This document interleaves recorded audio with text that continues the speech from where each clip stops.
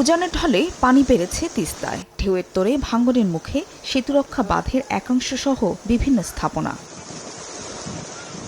রংপুরের গঙ্গাচড়া মহিপুরে সেতুরক্ষা ব্লকের নিচ থেকে সরে গেছে মাটি। এতে ৭০ ফুট গর্তের সৃষ্টি হয়েছে। এমন পরিস্থিতিতে ভাঙনের ঝুঁকিতে রয়েছে সেতু, লালমনিরহাট রংপুর সংযোগ সড়ক সহ কয়েকটি গ্রাম। বড় ধরনের ক্ষয়ক্ষতি এড়াতে দ্রুত ব্যবস্থা নেওয়ার দাবি স্থানীয়দের। আমাদের এখানে ২০ সম্পত্তি আমরা সব ধ্বংস হয়ে গেছে। খেত খালা সমস্ত রূপে নষ্ট হয়ে যাওয়া সম্ভব না, ঝুঁকিপূর্ণ পড়ে গেছে। এ অবস্থায় ঢাকা থেকে গিয়ে ঘটনাস্থল পরিদর্শন করে প্রয়োজনীয় ব্যবস্থা নেওয়ার আশ্বাস দিয়েছে এলজিইডির কারিগরি দল। ড্রাই সিজনে কাজগুলা বেশি ত্বরান্বিত হয়, যেহেতু ফ্লাড সিজন।